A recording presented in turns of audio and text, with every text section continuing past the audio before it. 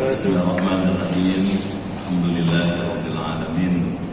Wa bihi nasta'inu ala umuri dunya waddin. Wassalatu wassalamu ala sayyidil mursalin Rasulina Muhammadin wa ala alihi wa ashabihi ajma'in. Amma ba'd.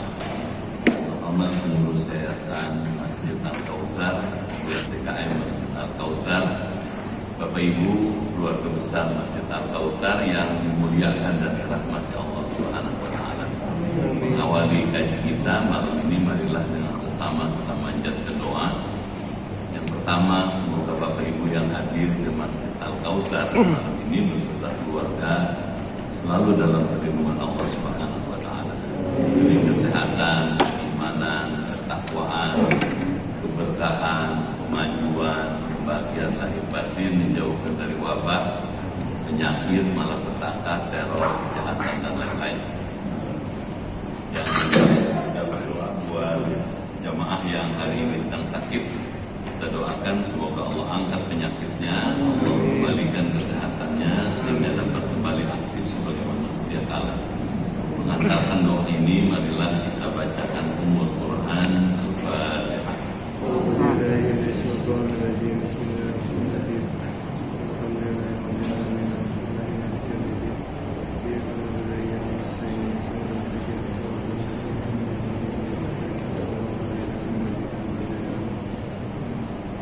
Bismillahirrahmanirrahim.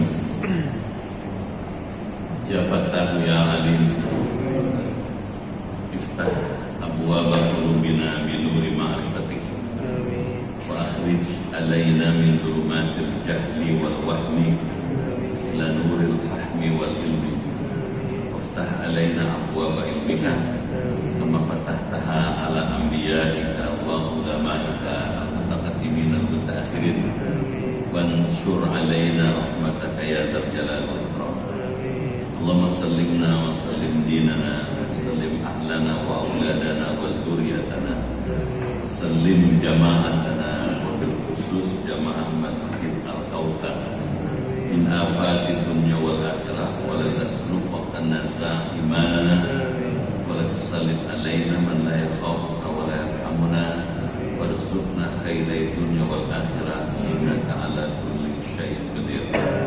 Rabbana atina fid dunya hasanah fil akhirati hasanah wa qina adzabannar. Rabbana washfi mardana wa sahih asadana wa qawi a'malana wa hdina subul salam. Walhamdulillahi rabbil alamin. Bapak Ibu dimuliakan Allah, malam ini kita bersyukur dengan rahmat Allah dapat kembali bertemu bermuajahah di Masjid Al-Kautsar yang kita muliakan ini.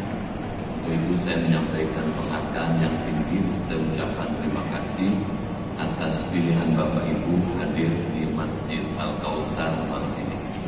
Saya doakan semua yang hadir di masjid ini beserta keluarga dapat syafaat Rasulullah. Amin. Amin. Amin. Rabbal alamin. Malam ini kita akan melanjutkan kajian kitab Sahih Bukhari pada bab tentang kitabatil ilmi, menuliskan ilmu.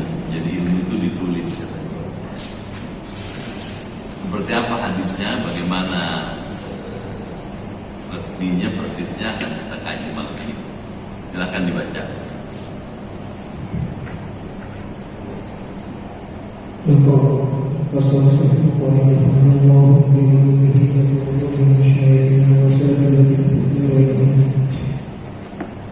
وعنه رضي الله عنه أن النبي صلى الله عليه وسلم قال إن الله حبس عن مكة القتل أو الوحيد وسلط عليه رسول الله صلى الله عليه وسلم والمؤمنون وإنها لم تحل لأحد قبلي ولا تحل لأحد بعدي ألا وإنها حلت لي ساعة من نهاري ألا وإنها ساعتي هذه حرام لا يؤكل شربها ولا يعبد شجرها ولا تلتقط سابقتها إلا بمنشر فمن قتل فهو بخير الناصرين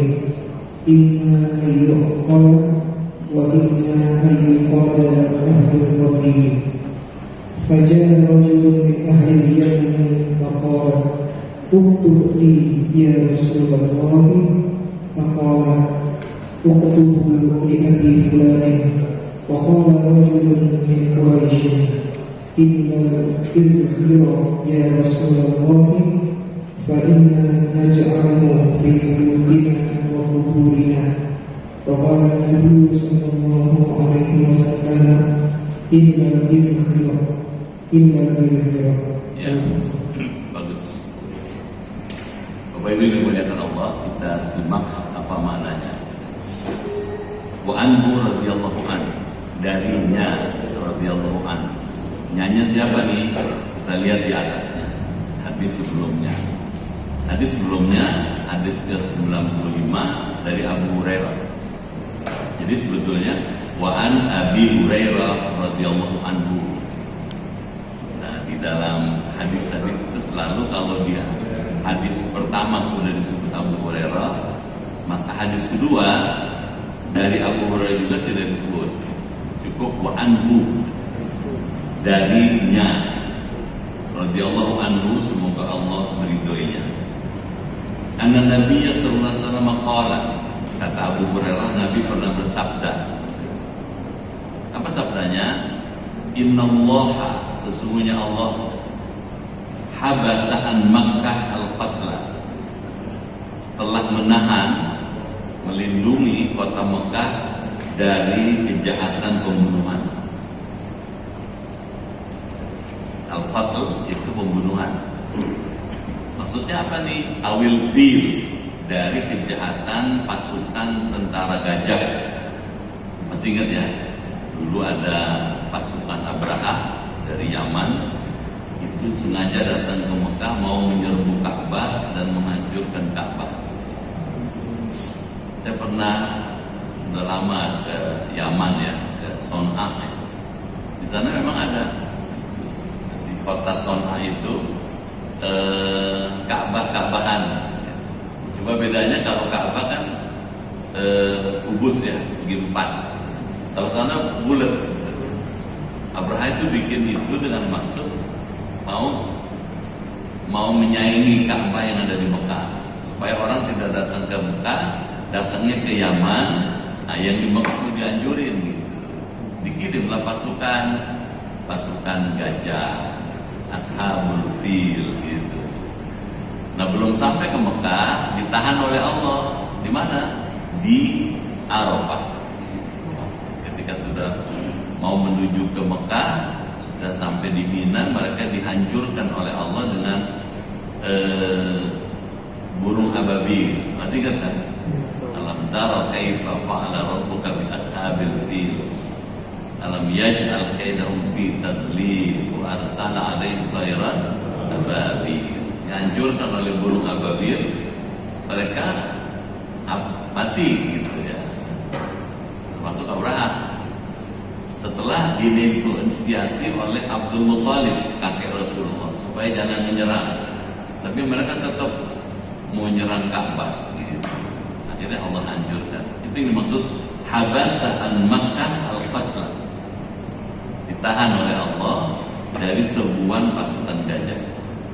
Wasullitu alaihim Rasulullah, katanya, dan telah katanya mengutus kepada orang-orang di Mekah Rasulullah SAW.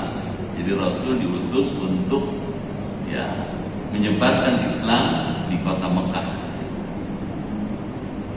Wal mu'minun, katanya, dan orang-orang yang beriman juga, katanya. Kemudian banyak masuk Islam ya di Mekah setelah Nabi menyiarkan Islam itu. Ala, ketahuilah, katanya, wa innaha lam tahilla li ahadin qabli, sesungguhnya kota Mekah itu tidak dihalalkan kepada orang lain sebelum saya. Maksudnya kota Mekah itu nggak pernah ada yang bisa menguasainya. Kota yang tidak bisa diduduki oleh siapapun sebelum Nabi Muhammad. baru ketika Nabi Muhammad menjadi Rasul, Allah memberikan kepada Nabi Muhammad kekuasaan ketika Fathu Makkah. Fathu Makkah itu mengembalikan Makkah kepada porsinya yang sesungguhnya di tangan Rasulullah. Wala tahillu li ahadin ba'di, dan tidak akan ada yang dihalalkan setelah aku. Jadi setelah Nabi Muhammad diberikan oleh Allah kemenangan untuk bisa menguasai Mekah, setelah Nabi Muhammad nggak ada lagi. Ala wa inna halat li sa'atan min naharin. Ketahuilah katanya, hanya beberapa saat saja pada siang hari dihalalkan untuk aku katanya. Jadi dalam waktu tertentu itu diberikan oleh Allah kepada Nabi Muhammad SAW di siang hari. Ala wa innaha sa'ati hadi haramun. Ketahuilah katanya, sesungguhnya katanya pada saat inilah kota Mekah dijadikan haram. Haram itu kota suci. Seperti Bapak Ibu sudah tahu, ada dua kota suci di dunia, Mekah dan Madinah. Kotanya disebut tanah haram. Haram artinya bukan haram seperti yang umumnya orang paham. Haram artinya suci. Artinya suci kenapa? Karena tidak boleh ada orang bukan Islam masuk kota Mekah. Tidak boleh ada orang Madinah, orang lain Islam masuk kota Madinah. Kota Mekah dijadikan tanah suci, tanah haram karena doa Nabi Ibrahim. Sedangkan kota Madinah dijadikan kota suci karena doa dan permohonan Nabi besar Muhammad SAW. Terus Nabi melanjutkan, la yuhtala syaukuha. Tidak boleh katanya tanaman yang ada di Mekah itu durinya dicabut. Ya, tanaman berduri itu nggak boleh dirusak. Wala yuqdadu syajaruha, nggak boleh dipotong. Ya, syajar itu pohon-pohonannya. Artinya kota Mekah itu kota yang memang dijaga, dijaga. Bukan cuma orangnya, tapi juga tanaman yang ada di situ nggak boleh dirusak. Wala tulqatu katanya, tulqatu sakituha illa limunshidin katanya. Tidak boleh dipungut barang temuannya. Jadi kalau kita nemuin barang di kota Mekah, nggak boleh dipungut kecuali diserahkan kepada yang berkuasa untuk diumumkan kepada masyarakat. Dari kata ini muncul nanti ilmu fikih muamalah, ya, itu luqata. Sudah lewat kita yang luqata itu barang temuan. Faman qutila, siapa yang terbunuh katanya, fahuwa bi khairin nadharain katanya. Dia katanya ya, dalam keadaan khair, dalam keadaan baik. Imma ayyuqala, apakah dia itu orang yang berakal, wa imma ayyuqala ahlul qatil, atau orang itu ya katanya termasuk orang yang berhak untuk mendapatkan balasan berupa diat atau ganti rugi. Ketika itu faja'a rajulun min ahli Yaman, tiba-tiba datang seorang laki-laki dari kalangan orang Yaman. Orang Yaman itu datang terus bilang, faqala uktub li ya Rasulullah, tuliskan buat saya. Uktub itu tuliskan buat saya katanya. Ya Rasulullah. Faqala, Nabi kemudian menjawab, uktubu li abi fulan, tuliskan buat Abu Fulan itu katanya. Kalau bahasa kita, tulisin buat Bapak Fulan itu. Faqala rajulun min Quraisy, tiba-tiba ada orang dari suku Quraisy berkata, illa idkhir ya Rasulullah, kecuali idkhir ya Rasulullah. Fa inna, katanya, karena sesungguhnya katanya, naj'aluhu fi buyutina wa kuburina, kami menjadikannya di rumah-rumah dan di kuburan-kuburan kami. Maka Nabi sallallahu alaihi wasallam ilal idkhir, kecuali idkhir dan idkhir. Apa maknanya? Oleh Imam Bukhari, hadis ini ditampilkan oleh beliau pentingnya menuliskan ilmu. Ilmu itu bagus kalau ditulis. Ilmu itu bagus kalau diabadikan. Hadis surah atau nomor berapa? 93 ya.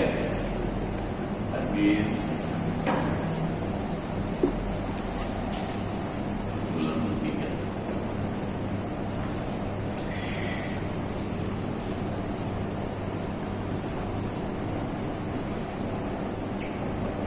Apa intinya? Satu, ya, pentingnya pencatatan ilmu pengetahuan.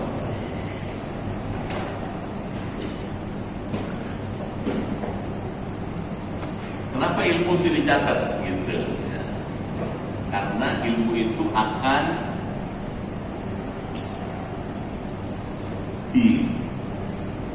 dipindahkan, ditransfer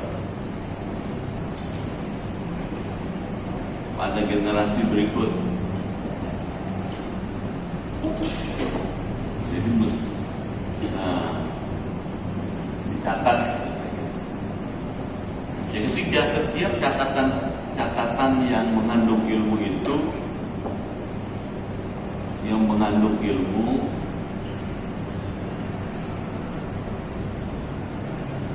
akan menjadi saksi di hari kiamat.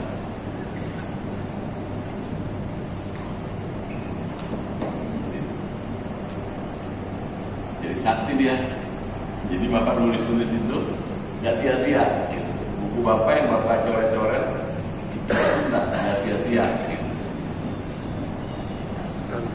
Buku yang bagus kalau banyak coretannya. Itu dua. Nah, hadis ini ingin memberikan kepada kita wawasan.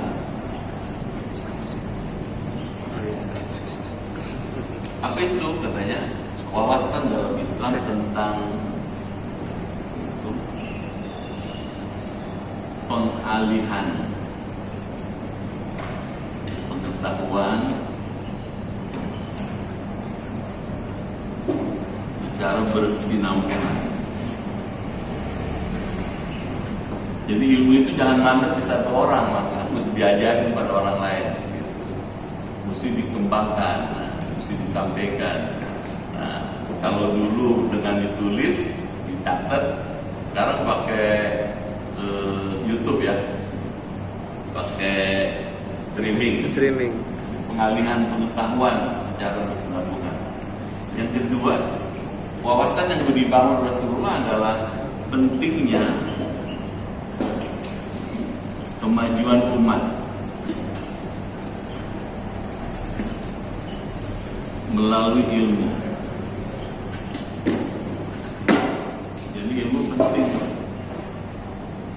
Kenapa? Karena kalau kita perhatikan, yang pertama kali ayat pertama turun kepada Nabi Muhammad bukan perintah sholat, bukan perintah zakat, bukan perintah haji, tapi yang pertama kali turun perintah kuasailah ilmu, kuasailah ilmu pengetahuan. Jadi ilmu sangat penting. Jadi tiga nih, ilmu itu harus dilengkapi dengan iman dan amal.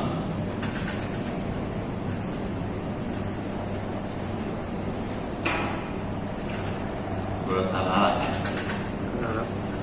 ayat 1. Jadi Nabi ketika Nabi bilang tutup li ya Rasulullah, tuliskan buat saya Rasulullah katanya. Kata Rasulullah, tuliskan buat dia si Abi Fulan itu. Nah, jadi ilmu itu mesti dicatat supaya ada proses pengalihan pengetahuan itu. Pentingnya ini. Cuman dalam Islam ilmu nggak beli sendiri, dia mesti ada iman. Iqra bismi rabbika alladzi khalaq. Ilmu iqra bismi rabbika iman. Alladzi khalaqa yang menciptakan itu amal. Jadi ilmu iman amal, ilmu iman amal. Apa pentingnya iman? Ilmu itu kan pengetahuan. Pengetahuan yang tersusun secara logis dan sistematik dan bisa diuji secara publik gitu kalau pakai bahasa definisi. Jadi ilmu itu sekumpulan seperangkat pengetahuan yang tersusun secara logis, ada mukadimahnya, ada isinya, ada yang diurut-urutkan dan sistematik. Ilmu itu logis, sistematik, bisa diuji secara publik. Jadi orang yang berilmu mesti bisa diuji secara publik ya. Gak bisa gitu. Aku berilmu tapi nggak pernah diuji. Dia mesti diuji dulu. Makanya ilmu itu gitu mesti dengan iman. Kenapa? Iman mengarahkan kemana ilmu itu mau digunakan. Iman ini ngasih panduan. Baru amal. Ya. Saya ingin menambahkan ya, para ahli filsafat ilmu seperti banyak ya, Khawarizmi dan lain-lain, itu mengklasifikasikan ilmu menjadi secara sederhana menjadi dua. Satu, ilmu yang ditransfer, yang dipindahkan dari Allah Subhanahu wa ta'ala. Kalau bahasa Arabnya al-ulum an-naqliyah, yang dipindahkan. Apa contohnya? Quran. Langsung dari Allah dulu gitu. Tapi ada ilmu itu hasil olah akal.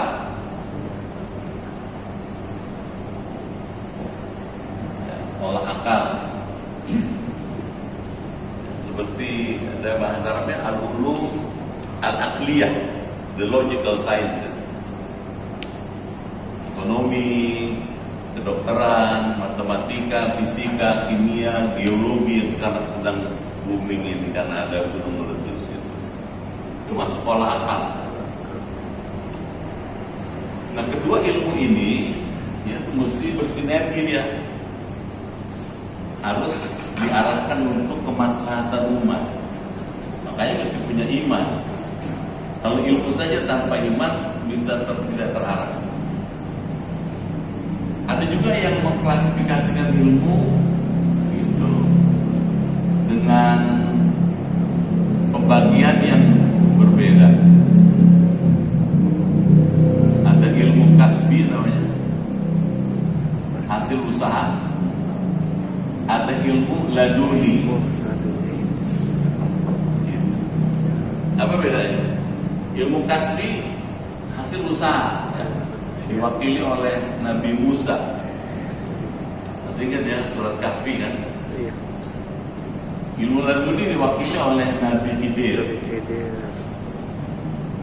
Apa bedanya yang ini dengan yang ini? Kalau ilmu kasbi sendiri sekolah, belajar gitu. Ya, mencari sendiri gitu. Tapi kalau ilmu laduni given, diberikan oleh Allah. Kalau achievement, hasil usaha, ini laduni. Bedanya adalah ilmu laduni ini bisa menangkap sesuatu yang oleh ilmu kasbi nggak bisa ditangkap. Masih ingat ya, ketika Nabi Khidir merusak perahu, masih ingat kan? Dirusak perahunya. Nabi Musa marah, kenapa kamu merusak perahu bagus-bagus ini? Gitu. Karena menurut ilmu kasbi nggak benar tuh perilaku gitu katanya. Tapi ilmu laduni mengatakan di sini ada perompak. Apa perompaknya? Ya, orang. Kalau perampok di darat, Iya. laut. Bajak laut. Hah? Bajak laut. Kalau melihat ada perahu bagus, dia nggak ngurus punya siapa, dia ambil aja gitu. Yang punya dibunuh. Padahal ini milik orang fakir, orang nggak punya nih. Gitu. Jadi lebih tajam penglihatannya. Gitu. Masya Allah. Laduni itu. Yang di sini nggak punya dia. Nah, ini kalau bisa dua-duanya, tapi tidak setiap orang bisa punya ilmu laduni. Nanti kalau dalam ilmu tasawuf kita akan mengenal ada yang disebut mukasyafah, orang yang bisa melihat sesuatu yang orang biasa nggak bisa lihat. Masya Allah. Sudah dibuka hijab oleh Allah. Siapa contohnya kan gitu? Nabi Yakub. Nabi Yakub itu matanya buta. Tinggalnya di Kanaan Palestina. Anaknya Nabi Yusuf tinggal di Mesir. Nah, ketika Nabi Yusuf dalam posisi yang sangat kritis, yang perlu diselamatkan, Nabi Yakub dari jarak jauh bisa melihat tuh. Dalam tafsir Jalalain dikatakan Nabi Yakub dari jauh mendorong anaknya gitu. Sehingga selamat Nabi Yusuf itu lari meninggalkan Zulaikha gitu, sampai di depan pintu gitu. Masih ingat ya? Cerita gitu. Nah, itu kelebihan ilmu setara ini kasyafah. Tapi ya matanya buta, tapi mata hatinya melek. Yang bagus kayak orang Al-Kausar ya. Mata kepalanya melek, mata hatinya melek. Amin, amin. Jangan sampai gitu. Mata kepalanya melek, mata hatinya buta. Nah itu kacau banget. Gak bisa membedakan mana bagus, mana nggak bagus. Baik ilmu-ilmu ini tetap kalau menurut kitab itu bilang catat. Tujuannya apa? Ini pengalihan pengetahuan ke depan. Kita bisa ngerti ini juga karena catatan-catatan Imam Bukhari yang menurut para sejarawan gurunya 1000 lebih. Imam Bukhari belajar kemana-mana dia. Kalau ada informasi, ada hadis, dikejar. Tuh, datang ke sana, ke Irak, datang ke Mekah, datang ke Yordan, datang ke Gaza. Jadi Imam Bukhari ini jasanya besar, dicatat gitu.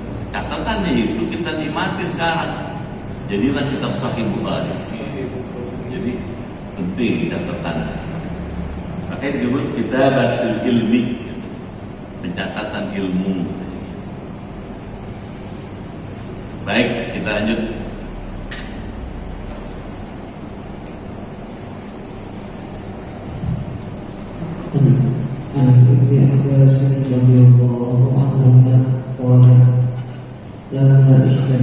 لما اشتد بالنبي صلى الله عليه وسلم وجاءه قال ائتوني بكتاب أكتب لكم كتابا لا تضلوا بعده. قال عمر رضي الله عنه إن النبي صلى الله عليه وسلم وبلغه الوجع وعندنا كتاب الله حسبنا فاختلفوا وكثر اللغو. قال قوموا عني ولا ينبغي عندي التنازع. Ya. Sekarang hadis yang kedua. An Ibnu Abbas radhiyallahu anhuma. Dari Ibnu Abbas radhiyallahu anhuma. Siapa Ibnu Abbas?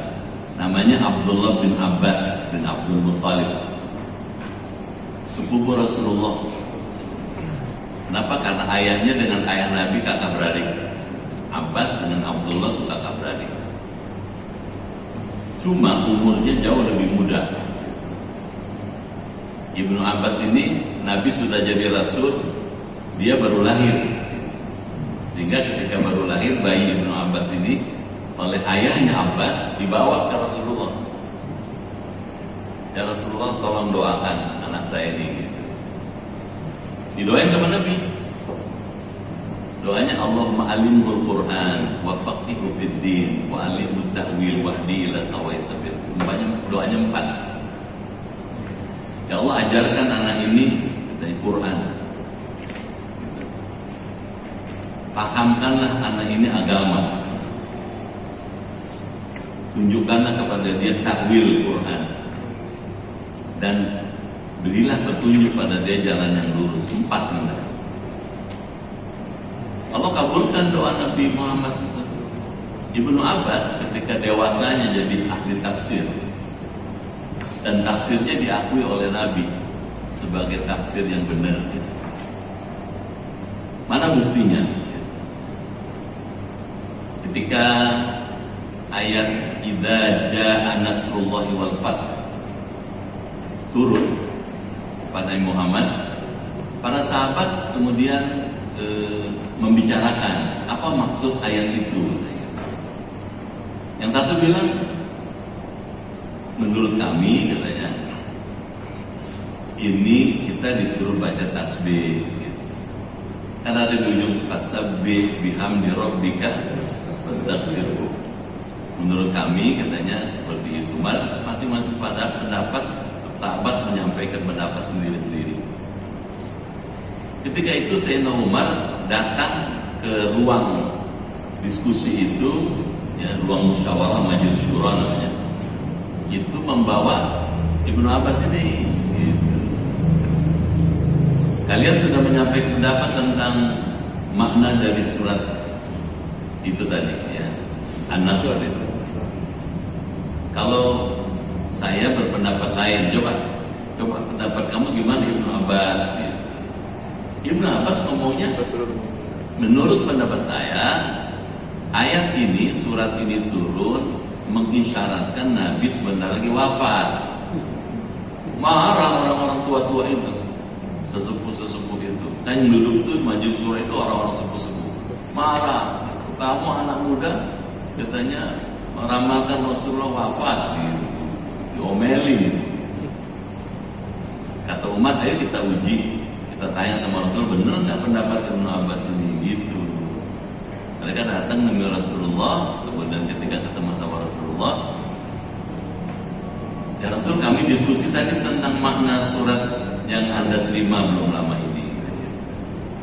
Menurut kami begini. Menurut Ibnu Abbas, surat ini mengisyaratkan Anda bakal wafat. Apa jawabnya? Benar gitu. Artinya apa? Tafsirnya Ibnu Abbas itu tepat gitu. Nanti kita belajar lagi, ada muncul namanya tafsir isyari, tafsir burhani gitu. Ya, ada tafsir yang mengkhususkan tentang hal-hal yang bersifat burhani, tasawuf, tafsir sufi namanya. Kan di luar kebiasaan. Ibnu Abbas tidak membicarakan tafsir dalam makna yang harfiah, tapi dia ngomong nanti sebentar lagi Rasul wafat. Kan di luar konteks. Dan ternyata benar gitu. Jadi tafsir sufi itu kalau dalam perspektif seperti ini tidak salah gitu. Tausiahnya kalau kita nggak ngerti jangan nyala-nyalain gitu. Paham gak tuh? Ternyata benar tuh Ibnu Abbas. Mari kita lanjut. Qala, Ibnu Abbas berkata, lamma ishtadda bin Nabi sallallahu alaihi wasallam, ketika Nabi sakitnya makin parah. Ishtadda itu makin berat, makin syadid, makin berat Nabi. Wajhuhu, Nabi itu sebelum wafat sakit dulu 7 hari sakitnya. Jadi sakit seminggu, panas badannya, sakitnya begitu berat sampai putrinya Siti Fatimah menangis. Wa aba karba, wahai ayah, Alangkah menderitanya ayah gitu. Biar aku aja yang sakit, jangan ayah gitu kira-kira. Ada nggak anak kayak begini? Kayaknya jarang ya. Bapak yang sakit bilang saya aja yang sakit, jangan bapak. Gitu. Tidak, nak, kata Rasulullah. Bapak memang saya sakit lebih berat 2 kali dibandingkan orang biasa. Tapi setelah ini saya nggak sakit lagi. Gitu. Itu udah isyarat lagi. Nabi setelah itu wafat. Gitu. Nah, ketika sakit Nabi makin berat, Nabi bersabda, katanya, "U'tuni bi kitabin." Bawakan kepada saya satu kitab. Aktubu lakum kitaban. Saya akan menuliskan buat kamu, katanya, satu tulisan, katanya, satu kitab. Yang dengan tulisan la tadillu ba'dahu. Kamu tidak akan sesat selama-lamanya. Gitu. Jadi proses transfer ilmu itu menguntungkan generasi yang akan datang. Catatan-catatan keilmuan itu ada gunanya. Nih contohnya nih, Sahih Bukhari. Kalau dulu Imam Bukhari nggak berjuang, pergi kemana-mana, dari Uzbekistan, dari Samarkand, ke Mesir, ke Mekah, ke Madinah, ke Irak, ke Baghdad, mungkin kita nggak bisa membaca kitab ini. Dan jasanya besar sekali Imam Bukhari ini. Beliaulah orang yang pertama kali menetapkan ini hadis sahih, ini hadis tidak sahih. Jadi ilmunya luar biasa Imam Bukhari. Ya, mudah-mudahan kita suatu saat ke sana ya. Amin. Saya sudah merencanakan 2 tahun lalu pergi ke Uzbekistan. Ya. Tapi nggak jadi karena pandemi. Ya. Di sananya nggak terima, terus Moskow-nya juga nggak terima. Udah bayar, udah pada sananya nggak terima. Kenapa? Karena COVID-nya tinggi. Nah, Bapak dan Ibu yang dimuliakan Allah, ketika Nabi mengucapkan seperti itu, qala Umar, Sayyidina Umar menyela. Gitu. Umar ini termasuk orang yang tegas, gitu. Rajulan jalidan katanya dalam bahasa hadis itu. Ya. Kata Umar, Inna Nabi sallallahu alaihi wasallam ghalabahul wajah. Nabi sekarang sedang merasakan sakit yang berat katanya. Wa indana kitabullah. Kita sudah punya kitab, itulah Quran. Hasbuna, yang cukup kita dipegang teguh katanya. Fakhtalafu, para sahabat ketika mendengar ucapan seperti itu, mereka saling berbeda pendapat. Ikhtalafu itu berbeda pendapat, berselisih. Waqatul lagat, dan mereka menimbulkan lagat itu ribut, heboh, gitu, berdebat. Gitu. Nah, ketika Nabi tahu para sahabat berdebat di depan Nabi, pada Nabi lagi sakit, kata Nabi, qala qumu anni, katanya gitu. Berdirilah kamu semua dari saya, katanya gitu. Wala yanbaghi bin tanazu'. Nggak pantas katanya kamu berdebat berselisih katanya di depan aku, katanya gitu. Berdasarkan hadis ini, apa tuh maksudnya? Ya, Rasulullah ingin menyampaikan pesan sederhana bahwa kalau saya wafat, yang jadi pedoman kamu inilah kitab. Pesannya itu gitu. Nomor 94 ya. Yang sebentar ya. Hadis ke-94. Apa pesannya tuh? Message-nya apa tuh? Pesannya hadis.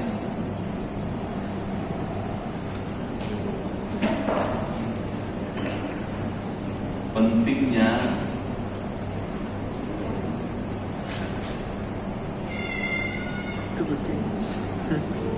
pada kitab. Kitab itu tulisan kan? Tulisan tentang nilai, ajaran, pengetahuan,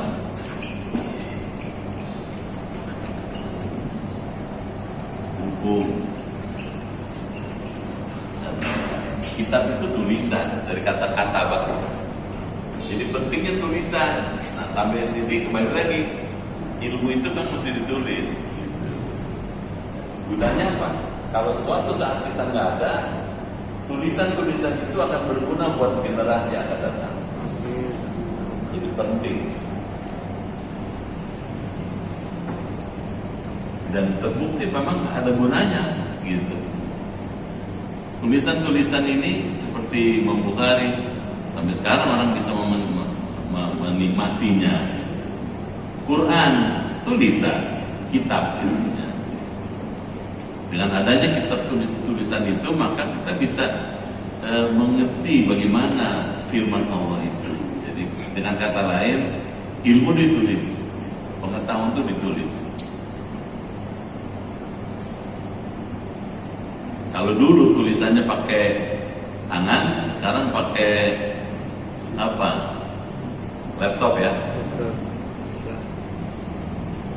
Bagus. Yang penting ada upaya untuk melestarikan pengetahuan. Jangan mandek di satu tangan, terus pindah. Gitu. Bapak ini punya catatan. Bapak ini suatu saat akan digunakan oleh putra-putri Bapak atau keluarga Bapak atau masyarakat yang banyak. Ini dulu bapak saya gini belajar, gitu. Dulu nulisnya gini, gitu. Pasti ada gunanya. Ada dulu profesor saya itu, tiap hari nulis dia, nulis di catatan di buku hariannya, gitu. Lama-lama buku hariannya itu menjadi buku, gitu. Catatan harian menjadi buku. Gitu. Saya selama pandemi ini, asal pagi diberi izin Allah, dikasih kemudahan nulis, gitu. Tulisan saya kirim-kirim juga termasuk ke sini ya. Sekarang jadi buku. Ada jamaah yang minta izin, Pak Ustadz boleh nggak katanya kita kumpulin, kita koleksi katanya gitu. Oh, dengan senang hati silahkan. Udah jadi buku Pak, udah 457 halaman. Itu banyak. Itu baru 130 tulisan. Bertebal juga gitu. Nanti kalau sudah jadi, sudah dicetak gitu. Saya baru kasih daminya gitu. Udah cetak nanti Bapak bisa baca.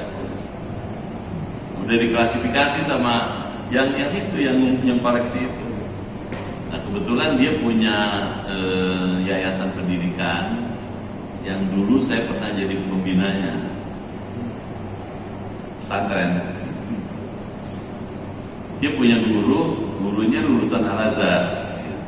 Begitu baca tulisan saya, dikumpulin sama guru itu dari Al-Azhar itu, di kelompok-kelompokan. Ini tasawuf, ini Quran, ini akhlak. Jadi ada bab-babnya. Apa maknanya? Ilmu ditulis. Tulisan itu berguna. Jadi benar nih kita batil ilmi, menuliskan ilmu. Baik, kita lanjut ya. Saya nggak tahu nih udah jam berapa, masih 7:30 aja nih. Di sini saya lihat nih 7:30 lebih 10 aja dari tadi. Baik, satu lagi deh Ustaz Aman.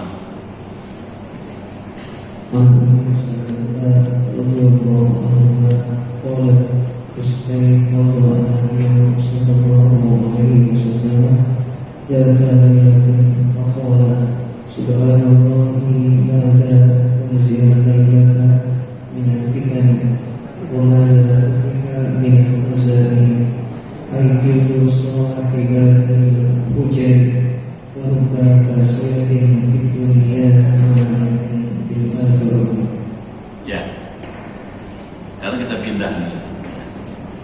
Babul ilmi wal idzah bil lail. Bab ini membicarakan tentang pentingnya menyebarluaskan ilmu. Ilmu itu mesti disebarluaskan.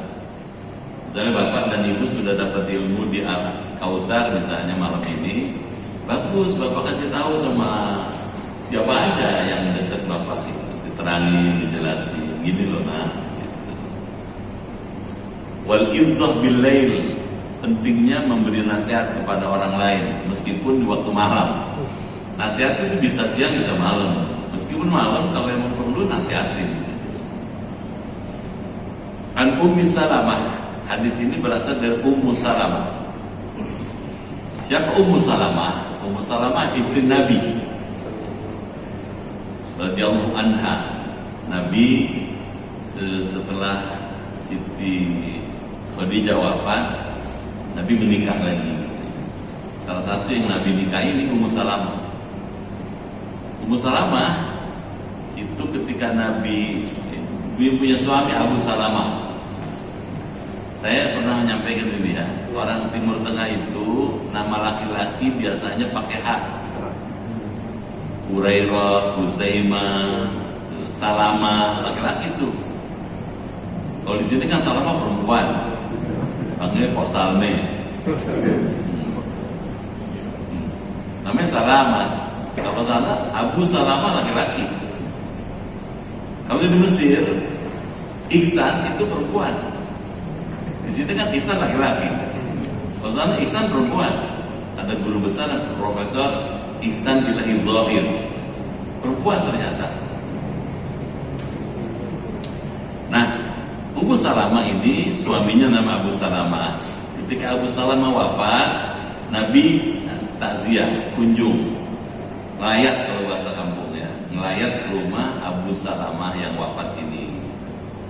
Nah, ketika Nabi ngelayat, takziah, masih ada jenazahnya Abu Salamah.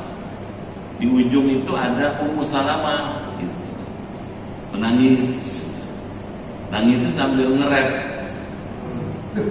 sambil nyap-nyap kalau bahasa kita. Kenapa kamu mati duluan? Mana anak kamu banyak? Siapa yang ngasih makan? Gitu. Nabi ketika itu lagi tidak jauh dari jenazah suaminya itu. Nabi bilang sama sahabat sebelah Nabi, coba kasih tahu dia, jangan gitu katanya. Kalau mendapat musibah, jangan gitu. Gimana ya Rasulullah, kasih tahu dia. Kalau kena musibah, ucapkan ini, Allahumma ajirni fi musibati wa khuluf li khairan minhu. Setelah istirja, setelah inna lillahi wa inna ilaihi raji'un, baru Allahumma ajirni fi musibati wa khuluf li khairan minhu. Ya Allah, kalau inna lillahi tahu dah, udah kamu saya terangin ya. Allahumma ajirni fi musibati, ya Allah jauhkan aku dalam musibah ini keluh kesah. Wa khuluf li khairan minhu, gantilah dengan yang lebih baik lagi ya Allah, katanya gitu, dari yang wafat ini gitu. Terangin tuh sama sahabat itu kepada kepada Ummu Salamah. Benar ya, rupanya Ummu Salamah doanya minta sungguh-sungguh tuh, ganti lebih bagus ya Allah dari yang sudah wafat ini. Begitu sudah wafat, dimakamkan dan sudah lewat masa idahnya. Idah wanita wafat kan, suaminya wafat itu 3 bulan, 4 bulan 10 hari ya. Sudah lewat idahnya, Nabi datang ke situ melamar Ummu Salamah untuk dijadikan istrinya. Jadilah istri Rasulullah. Kenapa? Karena anaknya banyak gitu. Bukan karena kepengen senang-senang, bukan. Semua istri Nabi itu janda. Yang gadis cuma satu, Siti Aisyah. Ini juga janda nih Ummu Salamah. Nah, dia kemudian disebut Ummul Mukminin. Apa katanya? Qalat, Ummu Salamah berkata, Istaiqadhan Nabiyyu sallallahu alaihi wasallam. Nabi pernah suatu malam bangun. Istaiqadha umur. Bangun itu apa? Ngelilir ya, mendusin. Dzata lailatin, pada suatu malam. Kok bisa tahu ya? Karena suaminya. Jadi tahu apa yang dilakukan suaminya. Gitu. Ketika malam-malam bersama si Ummu Salamah, tiba-tiba malam Nabi bangun. Faqala, ketika Nabi bangun, Nabi bilang Subhanallah, Maha suci Allah katanya. Mada unzila lailah minal fitan katanya. Apa yang Allah turunkan berupa fitnah di malam ini katanya gitu. Fitnah tuh bisa ujian, bisa cobaan. Wa madza futih minal khazain katanya. Apa pula yang dibukakan katanya? Ya, khazain itu khazanah itu perbendaharaan. Aikiru, bangunlah sawahibatil hujar katanya. Pemilik atau penghuni rumah ini, kamar ini katanya. Farubba kasiyatin fid dunya, boleh jadi katanya. Mungkin saja katanya, ada orang waktu di dunia katanya kasiyah tuh kiswah tuh berpakaian. Tapi ariyatin fil akhirah katanya, telanjang di akhirat. Apa maksudnya? Nabi mengingatkan istrinya gitu. Nabi menasihati istrinya sambil mengajarkan pengetahuan gitu, bahwa ada orang yang di dunia berpakaian tapi di akhiratnya tidak berpakaian. Jadi apa tuh pelajarannya? Ilmu itu mesti disebarluaskan. Hadis berapa nih? 5 ya.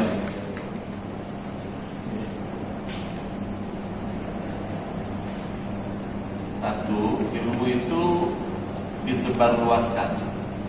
Kalau bahasa akademisnya diseminasi, mesti disebarluaskan, jangan disimpan gitu. Yang kedua, agama itu salah satunya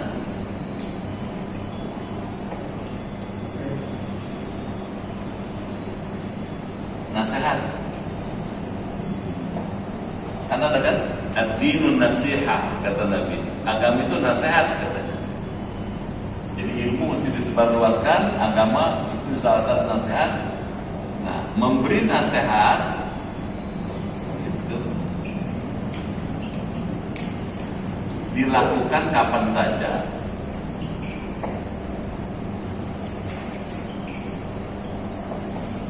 Sesuai kebutuhan.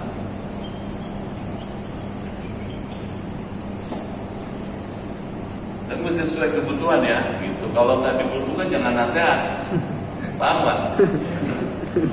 Asal ketemu nasihat, nggak aku tak nasihatnya, paham nggak tuh?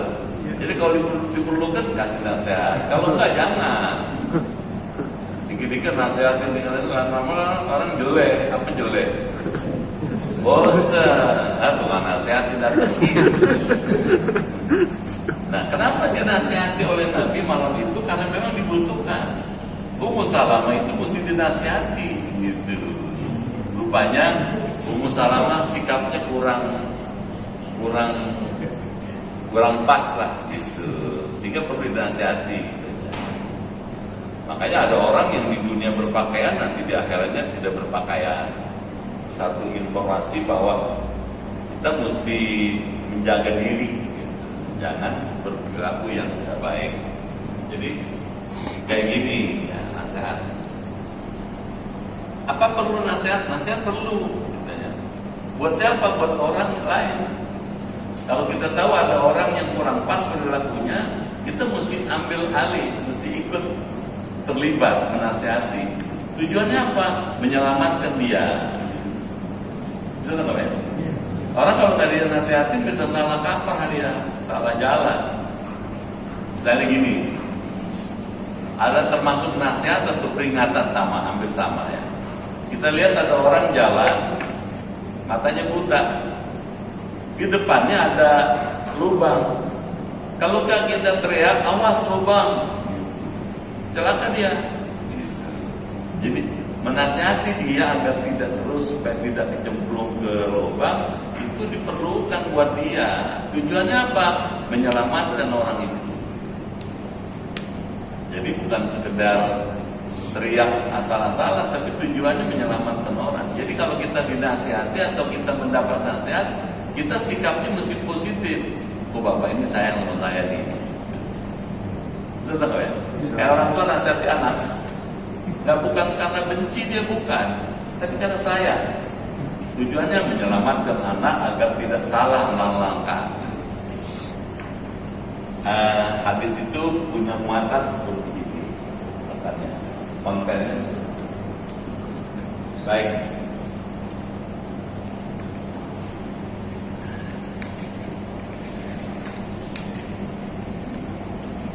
Gimana? Mau udah nanya atau mau terus? Satu lagi? Atau yang Ustadznya udah pulang?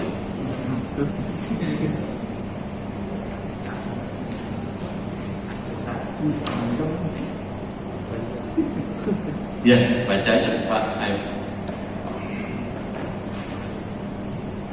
Bismillahirrahmanirrahim.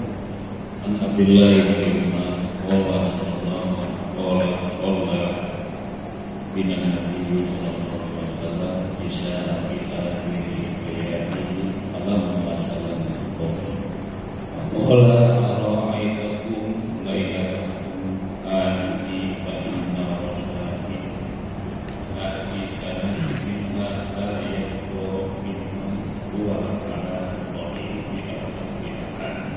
Ya, hadis ini tentang as-sama bil ilmi, membicarakan ilmu. Ilmu itu memang mesti dibicarakan, mesti didiskusikan. An Abdullah ibn Amr, Abdullah ibn Umar, dari Abdullah bin Umar. Jadi Sayyidina Umar bin Khattab punya anak namanya Abdullah, dipanggil Ibnu Umar. Orang sana tuh kalau bapaknya Umar, anak itu Ibnu Umar, anaknya Pak Umar. Kalau bapaknya Abbas, anaknya Ibnu Abbas, anaknya Abbas. Qala Ibnu Umar berkata, "Shalla binan Nabi sallallahu alaihi wasallam di akhir hayati." Nabi pernah sholat bersama kami. Kami itu para sahabat. Beliau jadi imam. Selalu kalau ada Nabi yang jadi imam, Nabi selalu. Sholat apa? Al-Isya. Sholat Isya. Nabi pernah menjadi imam sholat Isya di akhir hayati, di akhir hayatnya, di akhir kehidupan beliau. Falamma sallama, ketika salam dari sholatnya, qoma, Nabi berdiri. Faqala, Nabi kemudian bersabda, "Ara'aitakum, bagaimana pendapat kamu?" katanya. "Apa yang kamu lihat lailatakum hadhihi, di malam ini?" Fa inna ra'sa mi'ati sanatin minha, karena sesungguhnya setiap 100 tahun ra'sa mi'ati sanatin minha, 100 tahun ke depan layak mimman hu ala dhahril ahadun, tidak akan ada satu orang pun yang hidup di atas muka bumi ini. Apa ini maksudnya? Maksudnya adalah ilmu itu memang mesti didiskusikan. Hal-hal yang nggak jelas boleh dipertanyakan, gitu. Para ilmuwan, ahli-ahli pengetahuan mengatakan setiap 100 tahun itu akan ada bukan nabi tapi mujaddid, reformer. Kenapa? Karena agama itu perlu pembaharuan. Berapa nih Pak? Pak Asri? 6. Dan 6 ya?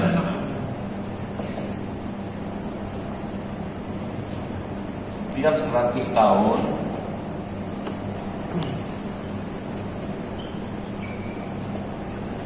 akan ada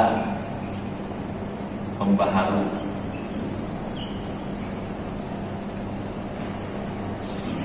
Mujaddid atau reformer.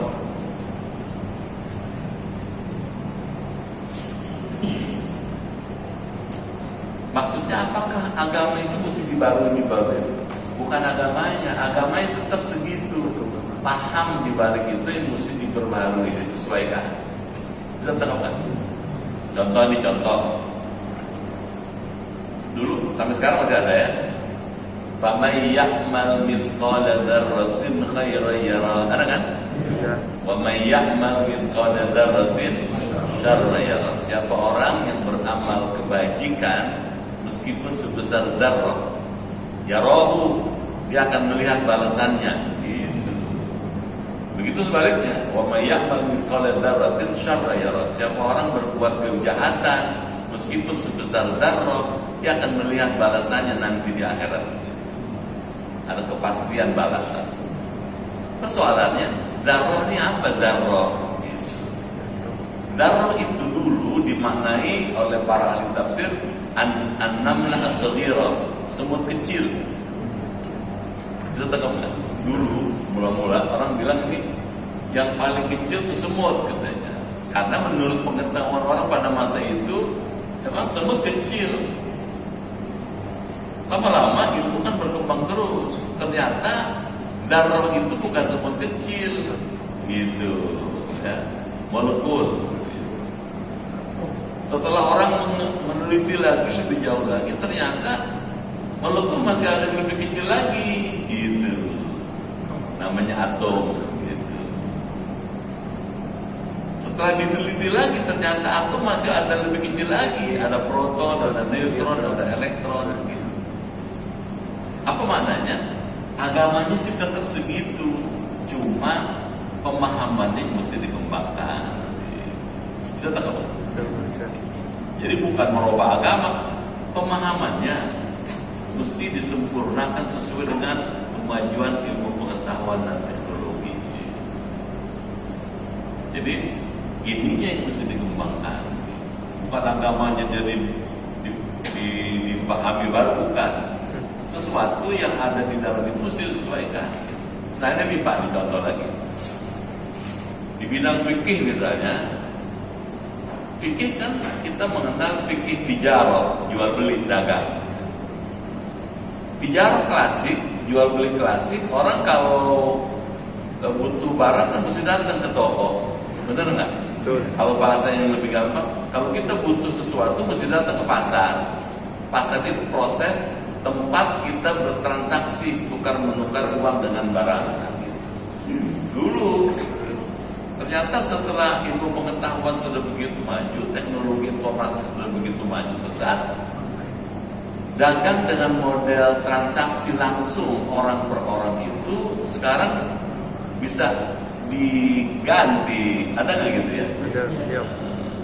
Kalau dulu bisnisnya langsung kan online bisnis gitu. Jadi persoalan, boleh nggak online bisnis itu? Gitu. Ilmu mesti disesuaikan lagi, gitu. Tijarahnya mesti dibenerin lagi tuh fikihnya, gitu. Para ulama ahli fikih muamalah mengatakan online bisnis hukumnya mubah selama syaratnya dipenuhi, gitu. Misalnya, saya pesan barang berupa buku Sahih Bukhari, seperti yang ada digambar di online di internet, gitu. Setelah saya transfer dananya, gitu, dan dikirim barangnya, syaratnya saya harus mendapatkan barang sesuai dengan yang ditetapkan di gambar itu. Nggak boleh berbeda dengan yang ada di gambar, gitu. Kalau itu berbeda, kita boleh return, boleh menolak. Itu kan? Yang mesti dibenahi, gitu. Jadi tata kelolanya. Tijarahnya tetap ada, jual beli tetap ada. Jadi gitu ya. Nah sekarang malah bukan cuman transfer dana ya, kayak bisa COD ya. Iya. Ada kan? Ada. COD gitu. Kenapa sama COD? Karena belum tentu cocok barang yang dipesan dengan yang sesuai dengan yang dijanjikan. Ketika tidak cocok, kita bisa nolak. COD-nya bisa nggak jadi. Jadi mesti disesuaikan. Yang disesuaikan adalah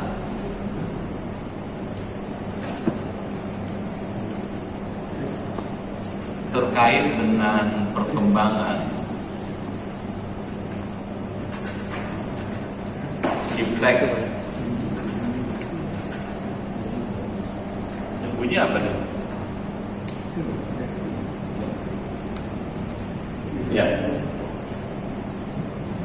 Baik.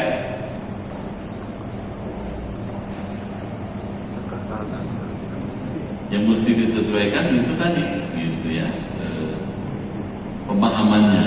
Gitu.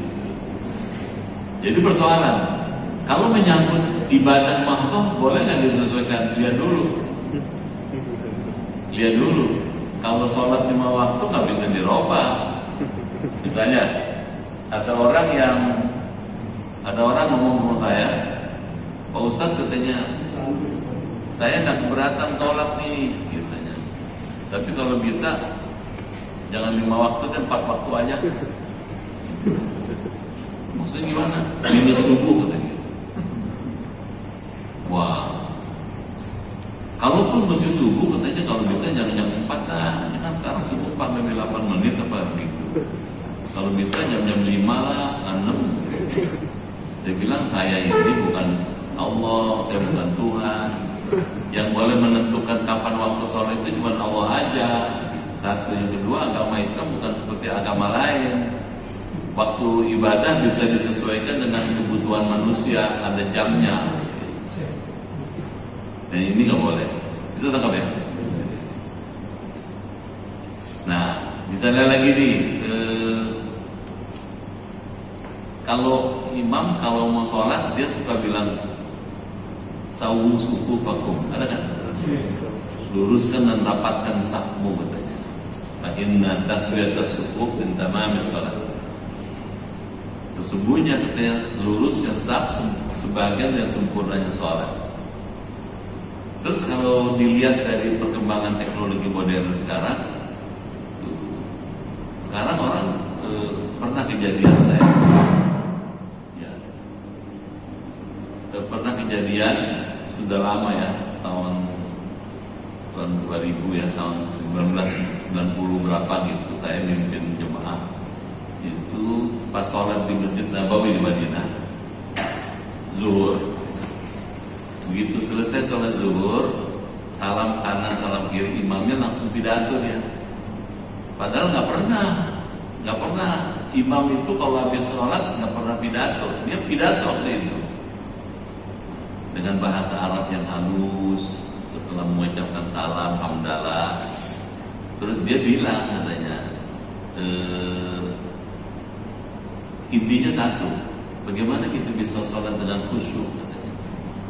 Ketika kita sholat, suara musik berdering-dering. Maksudnya gimana? Memang waktu lagi sholat itu kalau handphone bunyi tuh, kono bunyi sini bunyi, sana bunyi sini gitu, berdering-dering gitu. Maksudnya si imam itu bilang kalau sudah masuk waktu sholat sebaiknya Anda sudah bisa menyesuaikan. Aku dulu cuma bilang sawu sufuf fakum fa inna tasbihatas sufuf min tamamis shalah, sampai di situ. Barangkali sekarang sudah mesti ditambah. Luruskan saf gitu. Matikan handphone kan bisa begitu. Atau dinonaktifkan gitu. Bisa juga tidak dalam bentuk aba-aba seperti lagi mau sholat, tapi waktu sebelum sholat bisa diumumkan. Harap ketika masuk ke masjid handphone dinonaktifkan. Tentang ya? Terakhir kali saya pernah di Jerman ya, nggak lama. Sekali tempo hari Ahad itu kita besuk ya ke rumah teman yang anaknya sakit di rumah sakit itu. Waktu kita kunjung ke sana, saya lupa waktu masuk ke rumah sakit, saya lupa mematikan handphone. Begitu masuk, gitu, tiba-tiba handphone saya berdering. Padahal di depan rumah sakit udah ada gambar handphone gitu, dikasih palang gitu, berarti dimatiin gitu. Saya lupa. Begitu saya bunyi handphone saya itu orang-orang bule-bule yang sakit itu bilang, katanya orang Asia gitu pakai bahasa Jerman. Kan model saya nggak model Eropa, kan malu saya. Kenapa? Lupa. Jadi kalau masuk masjid, masuk ke tempat-tempat tertentu selalu tuh di silent, gitu ya. Mudah-mudahan ada manfaatnya. Amin.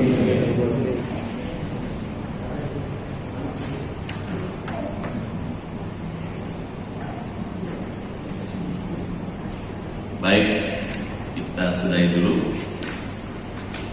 Semua yang hadir di masjid, keluarga di rumah sehat, Amin.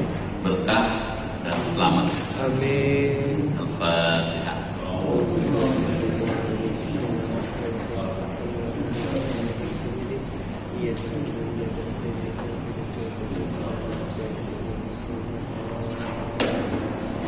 Bismillahirrahmanirrahim.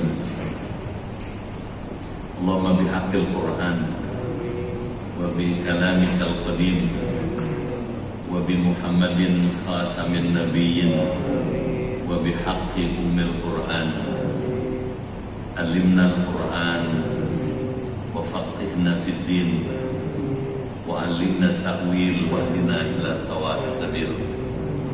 Allahumma inna nas'aluka imanan kamilan wa yaqinan sadiqan wa rizqan wasi'an wa qalban khashi'an wa lisanan dhakiran wa badanan sabiran wal afwa indal hisab wa najata minan nar.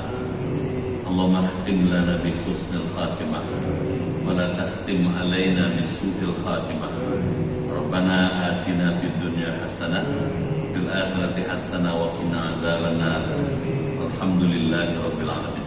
Sekian, lebih kurang mohon maaf, terima kasih. Sampai jumpa lagi. Assalamualaikum warahmatullahi wabarakatuh.